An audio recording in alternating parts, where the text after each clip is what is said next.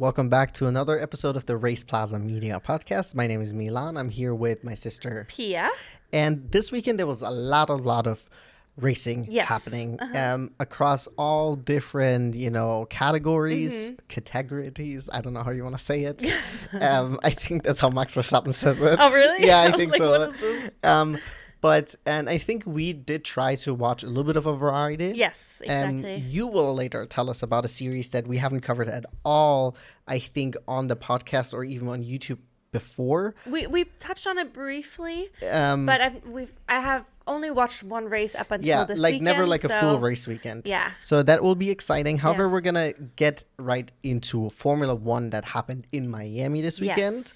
We had a sprint race weekend, and let's start right off the sprint race starting grid, because I think that was really, really exciting. We didn't have the chance to watch the qualifying. However, we did look at the sprint results, obviously qualifying results, and I put it in a group chat that we're in, and I was like, have you guys seen the results? I was very, very excited because my guy, Kimi Antonelli, qualified in P1. Incredible. What a feat. I mean, what a feat. Not only, of course, he's a rookie, getting a pole so early in the season is incredible, and also on a track that he's not as familiar with. Yeah. Because we've talked about it, we're not sure if any of the junior leagues are... Besides F1 Academy, I don't think F2 and F3 raced in Miami I yet. don't think so. And then so he only had time really on the simulator plus free practice. So it is incredible that he was able to put in that time and get that time ahead of Piastri. Piastri came in second. Norris started on third. Max, congratulations, Max, new dad to Lily. Yeah, second time a dad around or something like that. No, of course. Yeah. Yes. But he's a newly... Yes, his daughter was born on Friday, I believe. Yeah.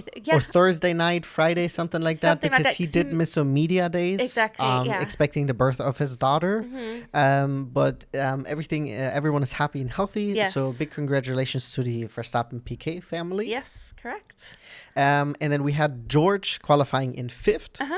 And then we followed up by the two Ferraris, Charles in sixth, Lewis in seventh, and then we had Alexander Albon in eighth, Isaac Hadjar in ninth, and I'm very excited to see Alonso, my twin through the generations.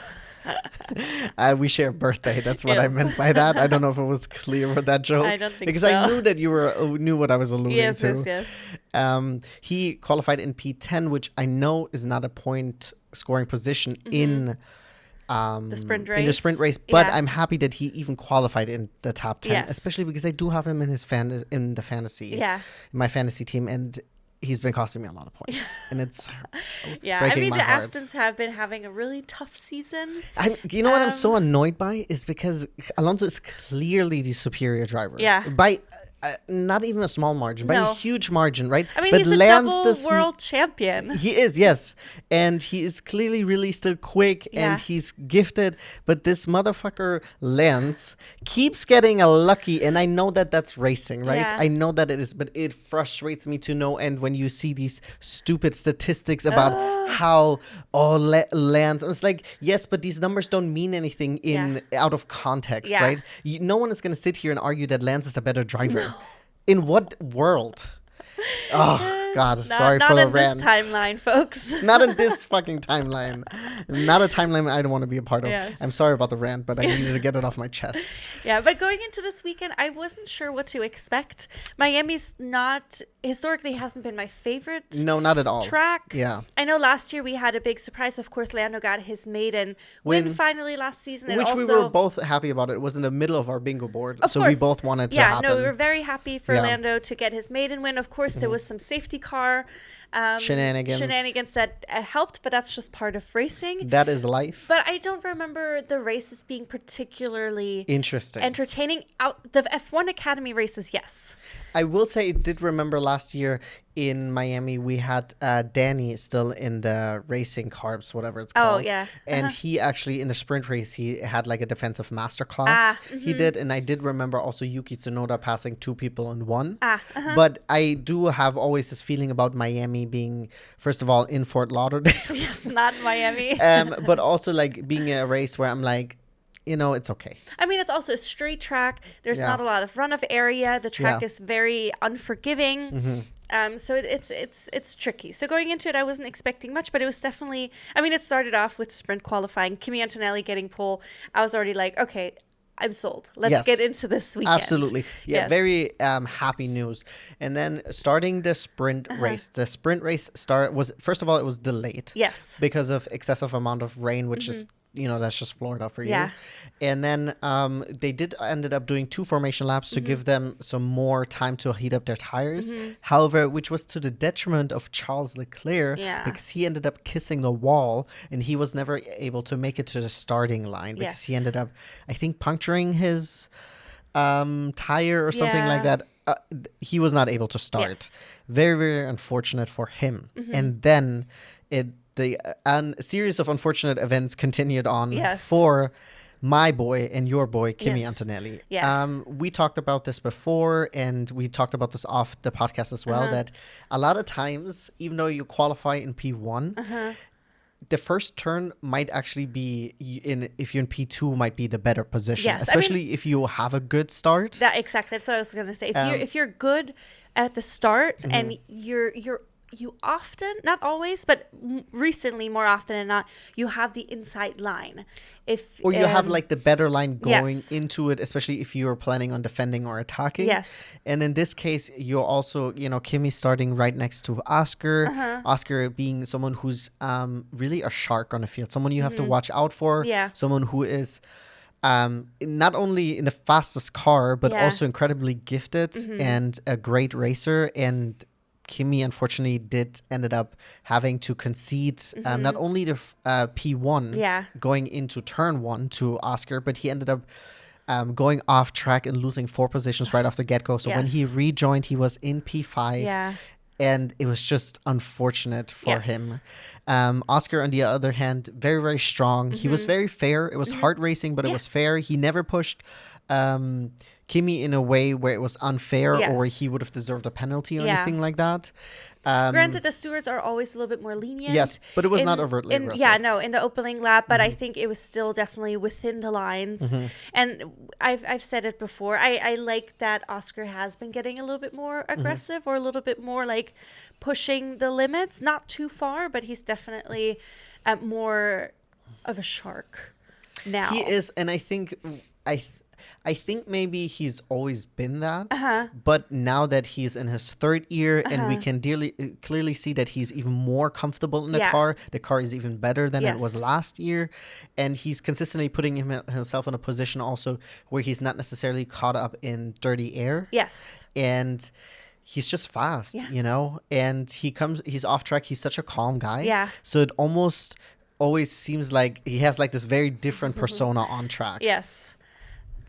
So then the sprint race, what ended up happening? So we had that, Kimi dropping down. And then what I also wanted to happen in the main race, we ended up getting more rain. No, we had less rain, but there was a tire change. There was a pit stop during the sprint race. Yes. So usually during a sprint race, we don't have a pit stop. Correct. Because not required. It's not required. So unless something happens, usually that's the only time somebody pits.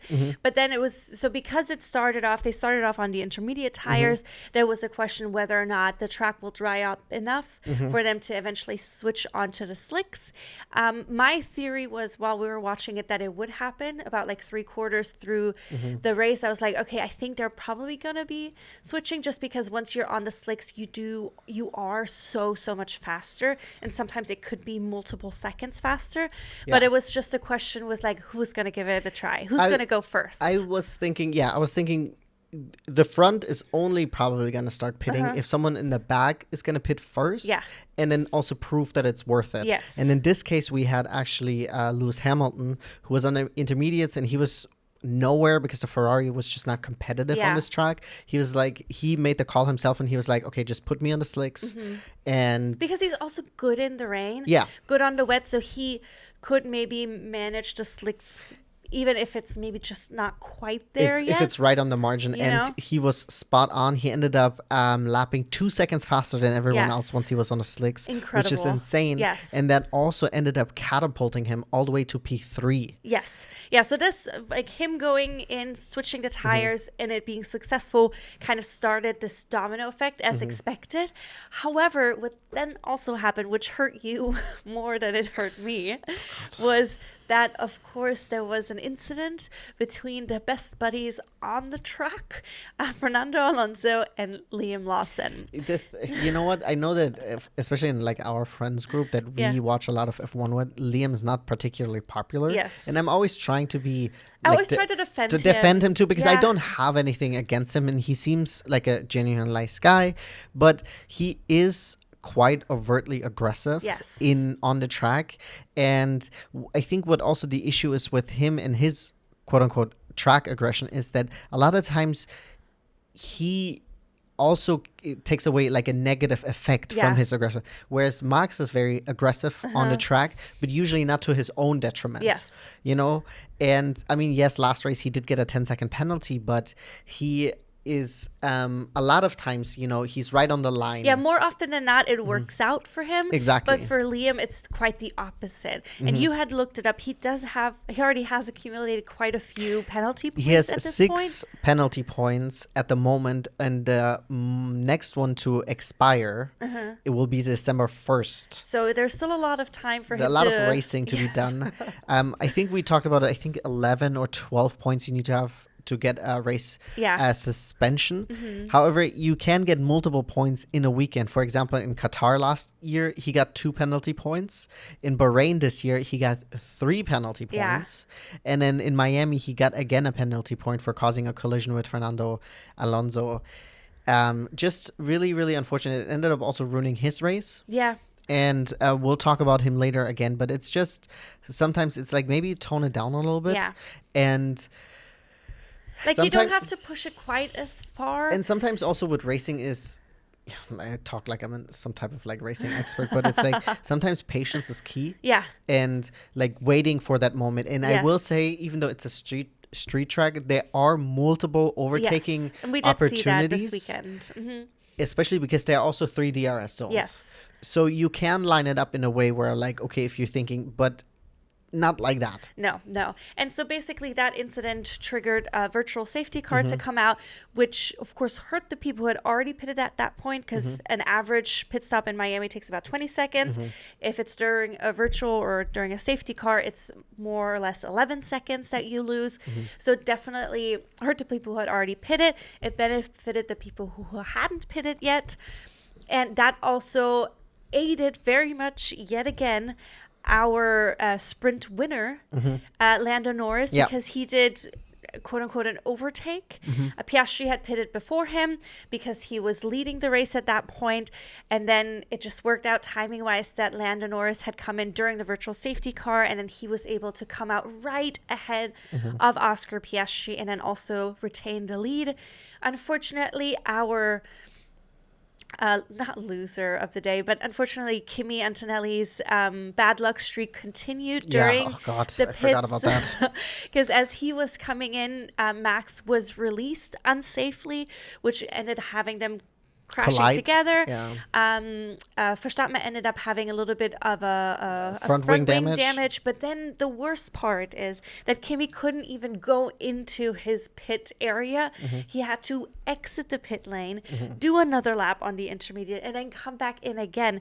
So he lost double the time for doing that. And even though he obviously lost a bunch of positions at the beginning, he would have not finished in P7 if it wasn't for that. Agreed. And it's just really unfortunate. It was most definitely the Red Bull crew's fault. Yeah, and literally his job is, I think, to make sure that Max is safely released. It pisses me off. It's such a stupid And it's not Max's fault. Max no. there's no way he can see this. Yeah. This is in a blind angle because there's a bunch of people standing, and it's also not his job to look for that. His job is to just go when they give him the signal to go. and you could hear frustration over the radio. He's like, come on guys, it's such a stupid mistake. And I feel like this is like something we've seen with Red Bull a lot. Yeah. There's a lot of cracks in the recently. Yes, in the foundation. There's a lot of mistakes that are avoidable. Yeah. that are like, why is this happening? Yeah. I think in sprint qualifying, we didn't watch this, but they did mention it. Yuki ended up, I think, not moving on to like Q2 because he was hindered by Max Verstappen, right? Oh, yes. There was an incident. Hearing about this. And it's like, it's your own teammate, so that's why he ended up not getting a penalty. But this is all stuff, this is avoidable. Yes. This is, you know, like, I'm sure this team or crew member felt really bad that this happened, but this is avoidable. Yeah, and it also just hurts. Yeah. Like it cost Max 10 seconds. Yeah. It was a 10-second penalty. And so sorry, real quick. And actually, he ended up coming out of the pits before Lewis. Yeah. But because he also picked up the damage, Lewis was very easily able to pass him. Yeah. And then 10-second penalty, and boom, you're out of the points in sprint race, right? Yes, and he's still in contention for the overall driver championship, but every point counts, especially since both of the McLarens are so strong. You don't want to fall behind too fast. Yeah, absolutely. You know, but then overall sprint results, Norris, of course, he ended up, it's not just because of the safety car. He also rode an excellent race, but he's definitely... It helped. It worked in his favor. He came in first, followed by Oscar Piastri, who was a little bit disappointed. He also made a quip on the radio afterwards, said he definitely won't be playing any lottery or gambling in Miami because it's just not his luck there. Yeah. And then Hamilton, very happily surprised that he came in on the podium yet again for another sprint race, this time in third, because he made the really smart call of switching onto the slicks.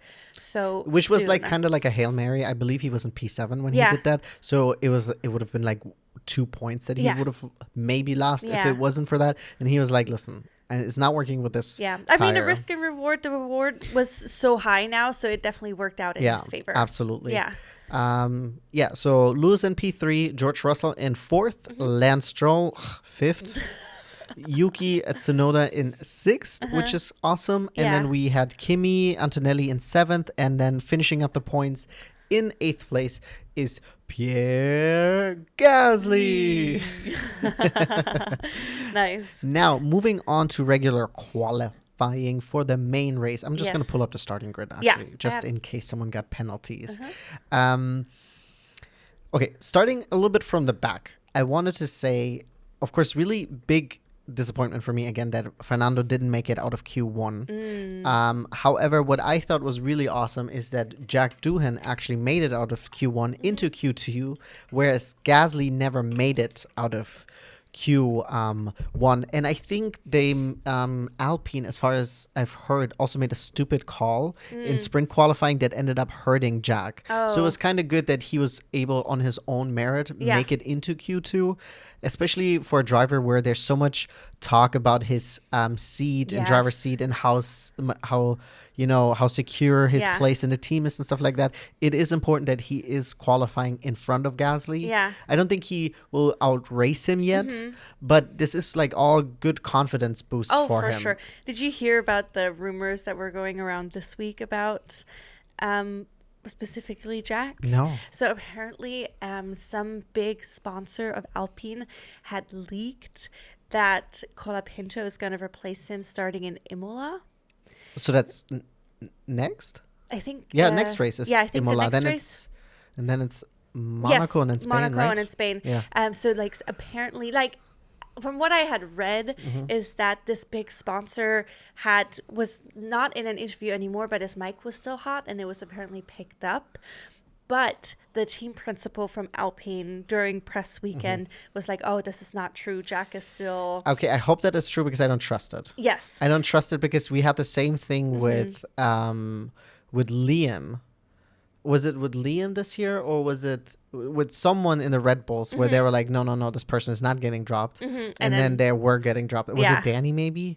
I'm uncertain. Could be. I don't remember. But when I saw that, I was like, oh my gosh, please just give Jack a little bit more time. Because I also don't think he's doing bad. No, and he's also, I feel like he's been just also a little bit unlucky. He has been unlucky, yeah. And the Alpine is not the strongest car. Yeah, I don't think he's performing significantly worse than Gasly. No. And then I would also wager, I know our friends love Colapinto, of course, also because he's Argentinian.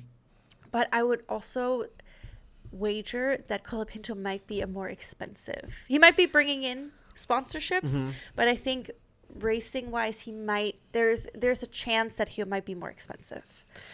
I honestly don't know. Or I don't know if it's also in this case they're like, it's like, listen, this is the contract we'll give you. Yeah. Maybe it's less than Jack, but sorry, you'll take I meant not in like monetary wise. I meant like it might cost them more because he might do like a Liam thing and risk things too much and make like be mistakes. too overtly aggressive because he did crash last year, I think 2 or 3 times. Yeah.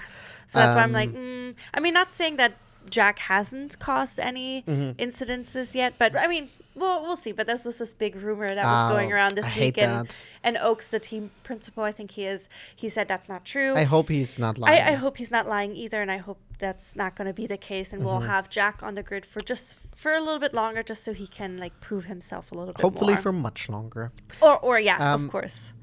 Before we go into the top 3, I will say I think also one of the biggest winners this qualifying was absolutely the Williams. Oh, 100%. Qualifying with Carlos Sainz in 6th and Alex Albon in 7th. Yes. It's just an amazing feat. How shocking. The Williams, especially, if we look about where they were 2 years ago. 2 years ago, I think they didn't even get a single point on the board. Yeah. Last year, it was a few, but I think they were a lot of points off from like anyone else. Yeah. So it's just so exciting because I feel like Williams is such a legacy team. Yeah. And so it's nice to see them competing. I mean, both of them making it into Q3, positioning themselves in the middle of the top 10, essentially. Yeah. So it was so exciting to see. And then once we get into the race, we'll talk about this more. But they also had a really fun performance in the overall Grand Prix. Race. But I think also big loser for this are the Ferraris. Yeah, Lewis not even making it into Q3, qualifying in Q2, and then also Charles in 8th. There's like 3/10 between them. So it's just the Ferraris nowhere. The upgrades that they've gotten was definitely not favorable for this track, which is a little bit concerning because this track does have a lot of straights, and it seems like there's not enough speed through the corners, not enough speed on the straights, and it's just not where I want Ferrari to be at. And you know what else I want to say to Ferrari? They should just stop pretending to put special liveries on the just car. Stop with the bullshit. Just stop. Like I don't mind the outfits, the blue and white, but then you don't even try. You put a little bit of blue and white on there. It pisses me off when I see it. Last year when they did the whole we have a big blue promo. car. But I think they were talking about it in the broadcast about the one time they did a blue Ferrari, but it was like a special regulation. There was like this whole thing that someone had to go through for this to happen. Yeah. But yeah, it's like now your butt is blue and white. Yeah. Ugly. And just give me a beautiful red Ferrari. I don't want anything else. Yeah. Especially if you're not willing to do like a black and yellow or don't. Blue. Yeah. Either for example, what is it? The racing carbs. Racing Bulls. Yes, whatever they are. They went all out and they had a pink and white car, and loved it. I think it was awesome. Yeah. I know that Mercedes mixed it up a little bit. The kick car also mixed it up, but it looked exactly the same because it was really like tell paint. when it was driving. It was almost like paint splotches, but it was green. And when they were driving, it looked exactly like the other one. Yes. I told you they should have maybe done it inverted. But yeah, it was a mess. Yeah, but the Ferrari is absolutely disappointing this whole weekend. I mean, of course, Lewis getting the P3 in the sprint race, amazing. But like the whole performance during the main race was just abysmal. Yes. All right, so then we ended up having Max Verstappen qualifying in first. Daddy Max, which was really exciting. Yeah, because, absolutely. Of course, you were saying also that you were rooting a little bit extra for Max this weekend, just because it's the birth of his daughter, or his second daughter, essentially, which was, I mean, why not put the cherry on top with a race win this weekend? I wouldn't have hated it, but I wasn't rooting as much for him as you were. But then in second, we had Norris, so it was really exciting. We had a repeat of many races where we had both Max and Lando on the first row, which was just, I feel like, just setting the tone for like an exciting start at least. Yeah. Then we have, incredibly, again, Kimi Antonelli in third. Yeah, absolutely amazing. I mean, it just shows that also that his sprint race qualifying wasn't a fluke. He clearly had something with this track that worked with him. And of course, he had just so much bad luck in the actual sprint race. But it was nice to see him in third. Surprisingly, Piastri only came in fourth. But he also said this was his like worst qualifying experience. It's something didn't like connect or come together. And then, as per usual, Russell ended up in the top 5, which was just the usual for Georgie boy. Yeah. Yes. And then going into the actual race. I mean, it was in the morning. It was so funny. We were both hoping for a rain race. Yes. Our friends shared a video from their family in Miami that it was pouring rain earlier in the day. So we were expecting, or we were hoping for rain, but we also know from experience that Miami weather is so short and quick. It changes so frequently. Yeah, you could have and showers are like 2 minutes of intensity, and then all of a sudden the sun comes out and everything dries up and it gets humid as fuck. Well, it stays humid, right? Yeah, well, that's the whole time. Yeah. But yeah, you could have like heavy showers for an hour and a half, and then the same day later on you could have like incredible sunshine, and it looked like nothing ever happened. Yes, which it literally did, because once we put on the pre-show, it was like sunshine, it was hot. The track looked mostly dry. There were like a couple of wet spots. But yeah, then the race started. So the race started. Max had a much better start than Kimi Antonelli in the sprint race.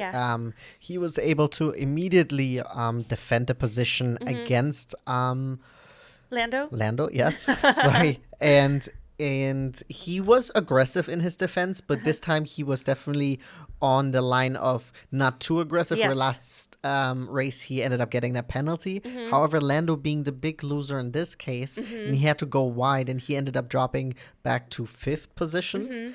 And, you know, I guess this is the loser when you going into T1. If you have to go wide, you probably lose a bunch of positions because it's almost mirrored Kimi's experience. Well, because also everybody's so close together at the beginning, so it makes sense. So that happened, of course, in the front. And then in the back, we had another Liam Lawson incident. Liam Lawson got together with Jack Doohan. Jack Doohan was on the inside. There was just not enough space for him. He and Lawson ended up clashing together. Jack got a puncture, so his race was ended right then and there, essentially. Virtual safety car came out. Or Liam was displayed. I guess it doesn't come out, right? But Liam was able to stay in the race for quite a while longer. He ended up DNFing in lap 36, but because of damage that he had inflicted to himself, essentially, during that opening. He ended up not getting any type of penalty because they're usually a little bit more lenient, but if you... In my opinion, right, if you're rewatching this, and I think the commentators were kind of agreeing with that as well, and I don't always agree with what they're saying, but it did look like, first of all, I think Liam had more room on the left. He didn't have to squeeze as tight. And he also kind of turned in as if Jack wasn't there, even though, like, I get that you feel at this point you're ahead because you went in with this, like, in huge lunge. But in the end, you cannot just pretend that the other person is there because you're ahead. And once again, he hurt himself. It ended up ruining his race, and it's just like, just dial it down, just like by 2 notches. You don't even have to dial it down all the way, just a little bit, because now you compromise 2 of your races back to back, and it's just not worth it. Yeah, such a bummer. 2 other people who ended up not finishing the race, unfortunately, and not to their fault at all. Ollie Behrman had an issue with his power unit. Gabriele Bortoletto had also some kind of engine issue. So they both had to retire, unfortunately. It was such a bummer. Because also Ollie Behrman, as shitty as his qualifying sessions have been, he's been working through the track or through the grid really well. He had a good start, so it's just such a bummer that he couldn't reap what he was essentially kind of sowing, you know? And also, like, mechanical failure. If you make a mistake, right, and then you DNF because of you, then it's on you. But with mechanical failure, it's like, there's nothing you can do about it, right? It's not like something you could have done better, something you can learn from. It just happens. And, like, that's how the dice fell. Such a bummer. But we had some really great battling. Yes, I did wanted to also mention after the first virtual car, safety car, Max had an incredible restart. Yes. He was, he definitely caught Kimi Antonelli, who was at that point in P2. He caught him off guard. Do you want to explain quickly why? So the way it works with the virtual safety car is that you don't have to wait essentially until you pass the start-finish line to start racing. The moment they essentially set the green flag, you can go back to racing, and Max was right on it. Yeah. He really hit the restart perfectly and immediately put a 1.3 second gap between him and Antonelli. So Antonelli, because they also enabled DRS right away. So that means he was immediately out of DRS. And then Oscar Piastri was, I believe, right on Kimi's butt. And I think it was actually George first. And then Oscar passed George. And then he passed I think Antonelli pretty quickly. Could be, yes. And then Oscar and Max were battling for a while. While they were battling, and Lando Norris passed the two Mercedes, and he was starting to catch up to Max Verstappen and Oscar Piastri battling. But then Max did something quite unusual for him. He ended up locking up a little bit going into turn 1, and then of course you don't have to give Piastri a second chance. He immediately overtook, and then he essentially unleashed the McLaren. I mean, it was also good on Oscar that he observed, because Max was on the inside, so him locking up led him to go straight. Yes. So Oscar turning right would have potentially had him crash into Max, but because he had the awareness, he ended up slowing down a little bit to cut behind him, which helped, because not everybody might have seen that. But yeah, you're right. As soon as he passed him, he just unleashed clean air, and he was gone in the medium tires, which he enjoyed anyways, and he drove out a significant lead. Yeah, and it did also, of course, tremendously help that once Lando Norris caught up to Max Verstappen, Lando was not able to replicate the same success right away. It took him a long time to overtake Max Verstappen, and it ended up costing him, I think, a 9-second gap to Oscar when he was eventually able to put on the pass, because, you know, Max, of course, is not going to roll over, but also you have to give really big props to Max, because he was incredibly fast in a car that is, you know, that everyone knows is slower than the McLaren, and he was setting incredible sector times. And then Lando was able to, you know, catch back up due to the DRS, right? So Max, I think he did everything that he could. I don't think there was much he could have done. Max ended up finishing in P4 in the end. I will say the person who finished up ahead of him, George Russell, he was on opposite tire strategy, and I think maybe if Max would have been on opposite strategy, he would have been able to catch George. So George essentially started on the hard tire, the same as Lewis Hamilton, where everyone else, or I think most of the other ones, started on medium, and they ended up doing the switch to the hard tire. But you don't know, because Max might have lost more positions in the beginning, because the hard tire obviously takes a long time until it gets into that right window. These are all just speculations. But in the end, when Max was essentially hunting down George Russell, he ended up getting within like 1.4 seconds. But George being on that better tire compound, or faster tire compound, and then the Mercedes is a good car. It's not terrible. No, of course that also, and also what also helped George was that he ended up benefiting from the virtual safety car. Or the way it ended the second one. Exactly. So he was able to go into the pits. He was able to leave the pits as the virtual safety car was released, essentially, and he was able to come out still ahead of Max Verstappen, which worked out. So there was a couple different elements that worked in his favor. So, I mean, you never know how things would have ended differently if things were different. This is all, of course, just what if. Yes. But then some other great battles on the track were, of course, also the Williams did some excellent racing. They weren't supposed to battle each other, but then eventually Albon passed Carlos Sainz, who Albon had originally started behind Carlos. He ended up passing him, and he ended up coming in 5th, which is just absolutely absolutely incredible. And this was for one the of the Williams. times where it was also like, okay, you ignore team orders. Yeah. But also like it was clearly worth it. You had way more pace. Yes. And you finished in P5, which is excellent. You finished before Kimi Antonelli in 6th. You finished before both Ferraris in 7th and 8th, which the Ferraris for one were nowhere, but also there was some quote unquote drama between them because they ended up swapping positions twice. Of course, both drivers were unhappy when they were having to give back the positions. Yes. And however, I know that there were some like quite snarky quote unquote comments on the radio, but I will also always want to say you don't know what the context of that is.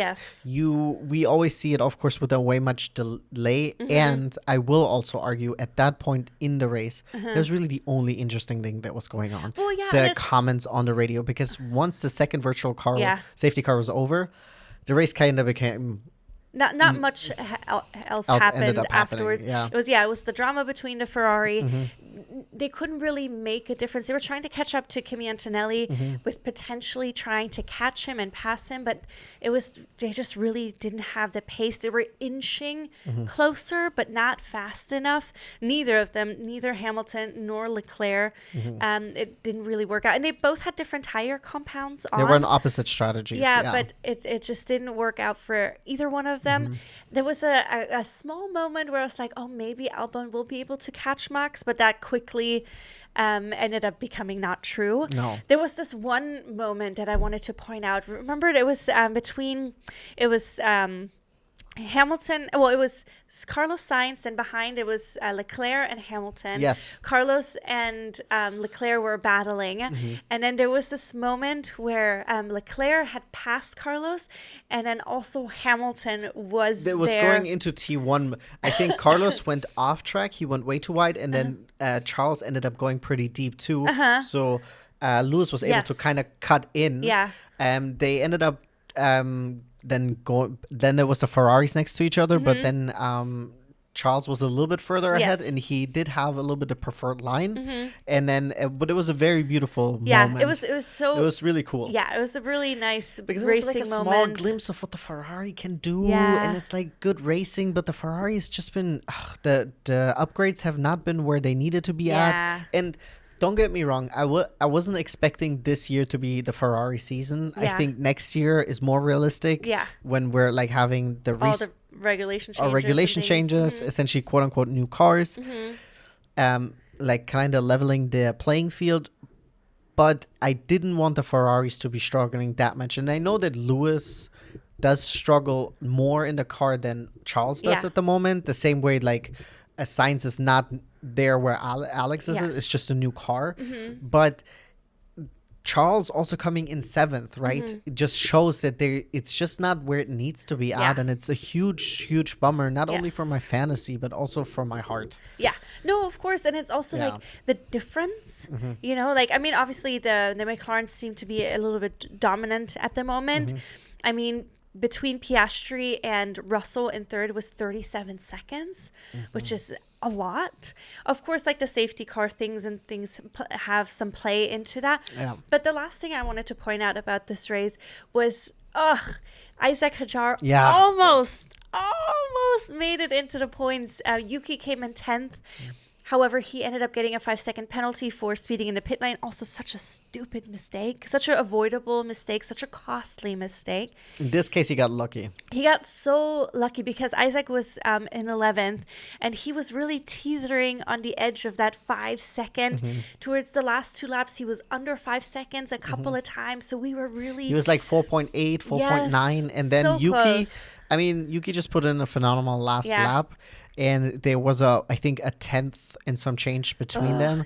So Isaac ended up finishing in 11th, and Yuki was able to snatch up that last point and finish in P10. Ahead of him was Carlos Sainz in 9th, who tried this last second lunge on Lewis, where they actually ended up having contact. Oh, that's true. Where he was like on the radio, was like, oh, he was moving under braking. I was like, Carlos, you send it from the fucking parking lot. That was just never on. Even like, I know we said that there was more overtaking in Miami. But still, like, you have to, even with DRS, you have to be exceptionally close for it to make it stick. Yes, 100%. And So it was not on. And then, Lewis in 8th, Charles in 7th, Kimi in 6th. Very unfortunate. He dropped down 3 points. Because I also think, like, Russell finished on the podium in 3rd, right? But Russell has been exceptionally lucky this year. I feel like he's a bunch of times been just in the position. In the right place at the right time. In the right time, you know. And once again, that's just racing. I mean, it's also he's not making major mistakes. Yes, so how he has in the past. Like, consistency is key, and he's been really consistent yes, right absolutely. But it feels a little unfortunate because, like, Kimi did so much right, and then just a lot went wrong for him. And then, so we have, of course, Oscar Piastri won the race. It's his 3rd back-to-back win. It's the first time McLaren have been having back-to-back wins since Mika Häkkinen back in the day. Not Lewis? No. Oh, wow. That's crazy. Yeah. Well, because Mika Häkkinen was with McLaren afterwards, I think. Yeah, it's just because I thought maybe because Lewis was the last one to win the Drivers' Championship that he maybe had back-to-back wins. That's crazy. Yeah. Because Mika Häkkinen, in case you guys didn't know it, he's on hiatus. He might be coming back.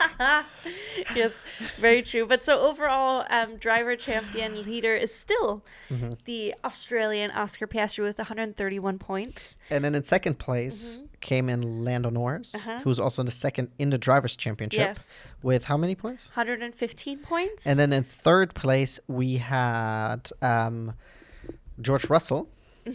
On the podium in Miami, but in the overall driver championship, Max Verstappen is still 3rd with 99 points. Okay, I'm going to say something really controversial and you're not going to like it. Uh-oh.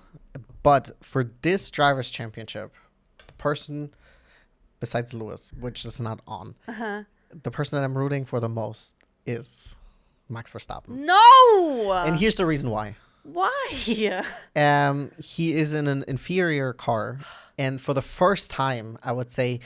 So I know in 2021 he did battle for obviously his championship, but clearly Lewis was robbed. There's no way around it, right? This race was given. That's not debatable. Yeah, that's not debatable. Whoever's listening to this, clearly I am a fan of Max Verstappen, right? But Lewis was robbed, right? And then the following years, you had a rocket ship and you were just driving by yourself, right? So this year it would be the first time in like where Max actually would have to like. We would like, not that it's a debate that Max is not incredibly gifted, but I would love for him to win it in an inferior car. No. Yes. No. For my fantasy, it would be perfect if Oscar wins it.